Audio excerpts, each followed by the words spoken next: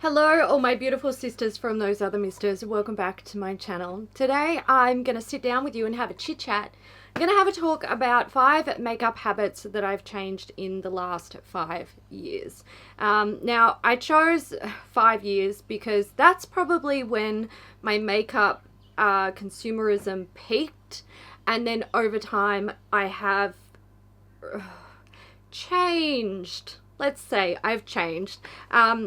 I've reevaluated how I consume beauty products, and I basically want to talk about, the changes that I've made. That's as simple as that. So I'm going to start with purchasing. So 5 years ago, I would pretty much buy whatever I wanted, whatever piqued my interest, whatever inspired me, which was pretty much everything. And okay, for one, that's very expensive, but that's fine because makeup was my job at one. Makeup is still my job, let's be real. I make beauty content on YouTube. But I was a makeup artist, I could afford it, and also I was one of those people where, some people buy shoes or bags, or they like to go on adventures or holidays or whatever, and my thing was makeup. So I never felt guilty about buying makeup at the time. Now over the years, that has resulted in masses of makeup, just like more makeup than a person could use in a single lifetime. Problematic. And it became overwhelming, and I started to feel like I was suffocated by all of this makeup that I had that I couldn't use. And also the thing that really started to bother me about it was I almost felt like I didn't know my collection anymore. I didn't even know, like, which foundations do I like? I don't know, because I've got 40 of them. How can I possibly know what I love and what doesn't work for me when I don't wear makeup every day, and I've never been an every single day makeup wearer? And it just got out of control, and there are still some areas of my collection that are out of control, and I have been working on it. I've been working on, slowly decluttering over the years. At the end of each year, I do like collection and declutter videos, which I found to be great for slowly getting stuff out of my stash. I've also been doing projects this year where I sit down and, I sit down and talk to you about it, but I take every item from a particular part of my collection and I use it, and I take notes, and I work out what I want to keep, what I want to get rid of, what I want to pan, what would I repurchase in the future maybe. And that has also really helped to whittle down my collection, but doing it mindfully. There is always a little seed in the back of my head where I'm like, do I just declutter like 50% of one part of my collection? Like, do I just declutter 50% of my powders and then start from there and just try and use stuff up? But my big fear with doing that, and this comes back to what I mentioned before, where I feel like I don't know my collection. So how can I mindfully declutter my collection if I'm not like really solid on my feelings about what I own? So while I've been going through that process of using stuff, I have been trying to, declutter, make the collection smaller, and keep notes of what I like about a product, what I don't like about a product. And in turn, that has really helped me to spend way less. I'm buying so much less makeup. Like, I only buy the things that really excite me, or like I'm intrigued as fuck. I'm like, what? I need to try that. So I definitely went from someone who purchased whatever the hell they wanted to now being someone who purchases whatever the hell I want, but I guess I want less. And I also very, very strongly take into consideration what I already have. And I find it extremely easy to look at something and just be like, I don't need that. I've got so many. Like most things aren't interesting or exciting enough or innovative enough to make me feel like, yeah, I want to buy that and try it out, because I just think about the collection that I already have and I'm like, nah, I don't, like, it's not adding value to my life. I'm not going to bed thinking about that product. It's not something that I need. The next makeup habit that I have changed is what I would call backup urgency. The need to hoard backups of products. My God, why on earth did I ever think that this was a good idea? It's not. It's really not. Unless it's like a holy grail product and they are discontinuing it, I am not really into buying backups of products. I will buy, you know, adaptations of products. So if you've got like, you know, this is a bad example. I would not actually buy this, but here we go. Like if I had Bioderma, which I love, by the way, I think it's the best makeup remover I've ever used. And then, well, micellar water, let's be specific about that. And then they release like a, I don't know, a lemon scented version. Like I would buy that, although I wouldn't, because I don't want scented Bioderma. I'm just putting it out there. I will definitely do that, and I don't have a problem with that, especially if it's a product that I use and I know that I will go through. I don't have an issue buying, you know, slightly different versions of the same product, but I don't need to buy 4 bottles of Bioderma when it's on sale. I definitely don't, because I know it's going to go on sale again in 6 months. And if I use up the bottle that I have, I can buy it then. And everything is going to be okay in the world, and I'm not going to have to go without Bioderma. And even if push comes to shove and I have to buy it full price, oh well. I don't care. At least I will not look in my bathroom cupboard and go, holy shit, why do I have 6 bottles of Bioderma, and what year did I buy them in? How old are they? Are they bad? I don't know. I can't even remember. So for me, I definitely am not like into buying the backups of products that I already own that aren't like low. You know, if my Bioderma bottle was down here, or even here maybe, and it was something that I use, you know, either every day or multiple times a week, and then Priceline has a sale, sure, I'll go buy one then, but not when the bottle is full. And I know that I use this like maybe once a month or twice a month because I prefer balm or oil cleansers. There's no way that I'm going to buy a backup of this. And in saying that, I know for a fact I have an unopened backup in one of these drawers over here. And I'm just like, I don't need backups. And now I don't even feel even the slightest urge to buy a backup of products, which is fantastic. I love it. It's great. Last year I bought a bottle. This is one backup mistake that comes to mind. I bought a bottle of a Dolce & Gabbana fragrance. Let me go find it. Nah, can't find it. No idea where it is. And the reason I can't find it is probably because there is so much shit in this room that I couldn't find anything to save my life, honestly. And this is, you know, one of those things that sparks the whole, oh, I need to have less things and buy less things.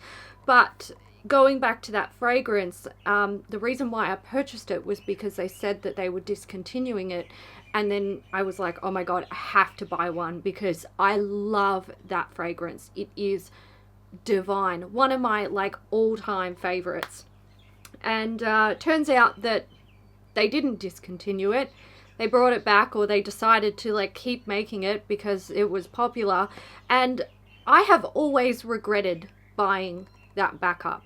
But if I hadn't got it and they did discontinue it, I would have regretted not having it. So There are certain situations where the fear of missing out does get me, and I'm sure it'll still get me in the future at some stage, but I definitely hardcore avoid the unnecessary backups when I know they're not discontinuing that product.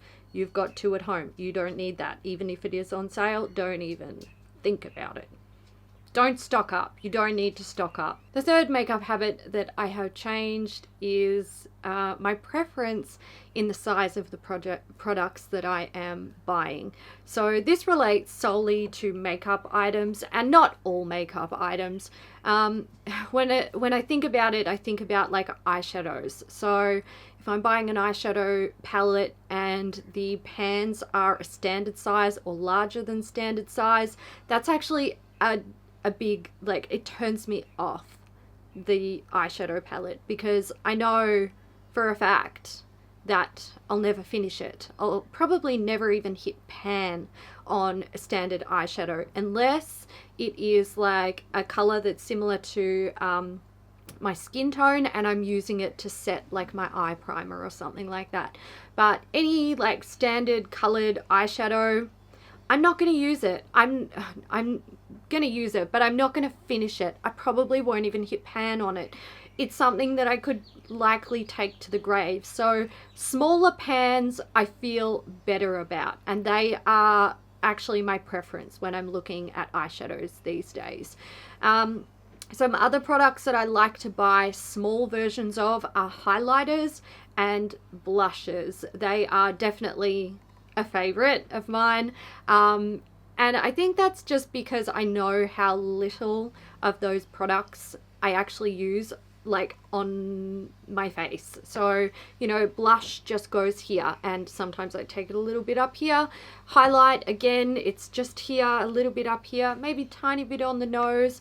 So I don't need 6 grams of those products, because 6 grams is enough to probably last me 6 years. And I'm not trying to be in a long-term relationship with one blush or one highlight. The dog's crying because the cat's out there, and she's like, can I play with the cat? And the cat's like, no, you can't play with me. When it comes to things like lip products, again, I kind of do love a mini. Unless it's something that I love and I want to wear it every day and I'm reapplying it several times a day, like a lip balm or a tinted balm, then I want them in a full size. But when we're looking at like a standard lipstick, look, these days I feel like for me, a mini or a really skinny, like long lip product, colored lip product, they are probably like my preference, because I am never ever going to go through a full size standard lipstick bullet. Never. I can't even remember the last time I finished one. And I find it really difficult to wear standard lipsticks these days because my lips are so bloody dry. And there are, of course, products that I do still want in their full standard size. So things like powder and bronzer, because I use quite a bit of it.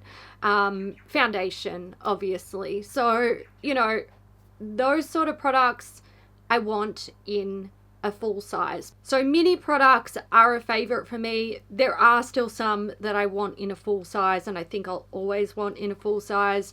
But yeah, more minis, please. The next makeup habit that I have changed is quality over quantity. And I mean, we just had a discussion about the quantity issue. But once upon a time, you know, my skin was fine. Now I'm 36. I'm going to be 37 in a couple of months. And my skin is aging, and it's pretty good. Like, I'm happy with my skin. I just wish it was a little less fucking dehydrated, basically. But I do have fine lines and, like, you know, those first sort of signs of aging. And it's very important that I am using products that are appropriate for my skin. Now, back in the day when my skin was perfect, and plump and full of collagen, I could use whatever the fuck I wanted. It did not matter. The only thing I steered clear of was like overly hydrating products because I had oily skin, and now I am the exact opposite to that. So while once upon a time I would go to, you know, Priceline when they had a 50% off sale, and I would buy whatever I wanted to like test out and, you know, see what I could find and what I like. Nowadays, I don't even consider Priceline as somewhere to shop for makeup. Lip products, yeah, maybe a blush or something like that. Some powders I do like from Priceline, from like the more drugstore brands, but for the most part, when I'm thinking like I want something new, or if I'm just browsing what is new to see if there's anything that piques my interest, I am looking at mid-range and higher end brands. And I do want to be really like clear here. When I say quality, I don't actually mean expensive. Case in point, the Tatcha Silk Powder, recently tried that out, and I bought it like ages ago, but I've barely played with it. I actually don't find it to be like fine line or dry skin friendly at all. You can make it look really good. It's meant to be for all skin types. You can make it look really good, but you have to fuss with it, and it definitely needs like rehydration. It just kind of looks like it sits as an extra layer on top of your foundation, and I hate that look. I think it's like a dead giveaway to make you look older than you probably are, and also it makes things look a bit cakey and shitty and patchy and gross. So I'm definitely not saying, you know, more expensive is better, but in some cases it is. You know, if you're looking for more refined or better ingredient products, sometimes you do have to go a bit more expensive or mid-range. So yeah, I definitely consider like a good quality product over just buying a whole bunch of cheap products and seeing, like, hoping something fucking sticks, basically. The final makeup habit that I have changed in the last 5 years is how I apply my makeup. And this comes down to a few factors. One, something that I mentioned before, age. This is a big one. And also the change in my skin. So age is the thing that just happens to all of us. I don't think I need to explain that one. But what I will explain about that is when you're doing makeup on someone with more mature skin, you have different issues that you have to combat compared to someone who's basically vomiting collagen out of their pores. So it's really important to make sure that, you know, you're applying makeup to complement what you've got, rather than just packing it on like you would on a mid 20-year-old or early 20-year-old.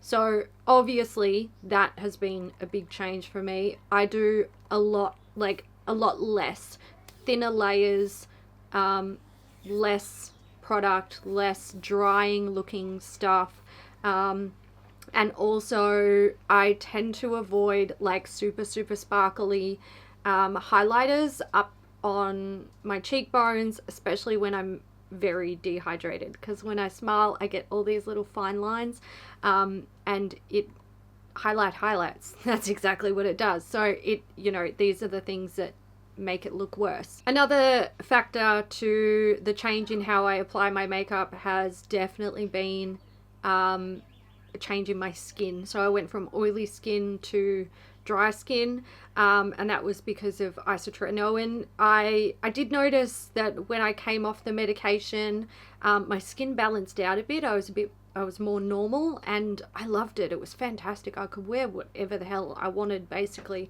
within boundaries of remembering that I'm nearly 37, and I don't have baby smooth, amazing 20-year-old skin.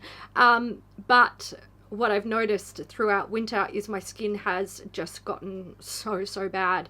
It literally just like flakes off. It's so dry.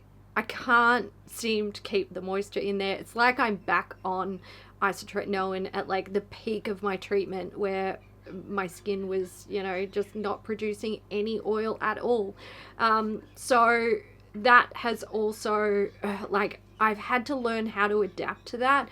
And I think actually the hardest part about learning to adapt to those two things, aging and having like this insanely dry, dehydrated skin, is acceptance. I don't want to accept that this is the bullshit that I have to put up with. You know, aging is a permanent thing. The dry skin could improve in the summer months. I'm like really hoping that it does pick up a bit. But yeah, I think I kind of push back a little bit against that, and I'm a bit like, just stop being like that. And that's just not gonna solve the problem. Essentially, I have to adapt to it and accept it, you know, just make some changes to make it work for me. And I find when I do have one of those days where I'm feeling particularly patient, I do end up with a much better result, simply because I have the mental capacity to deal with the crap that is on my face. So yeah, that's another thing. I do miss the days of makeup being very easy, and I do hope that the dry skin thing will only be a seasonal winter thing for me in the future, because that I can deal with. I'll just move to a warmer climate. Okay guys, so they are 5 makeup habits that I have changed in 5 years. If you guys have any habits that you have changed in recent years, let me know what they are. Even if they're not makeup related, that's totally fine. Leave your comments down below and I'll catch you in the next one. Bye.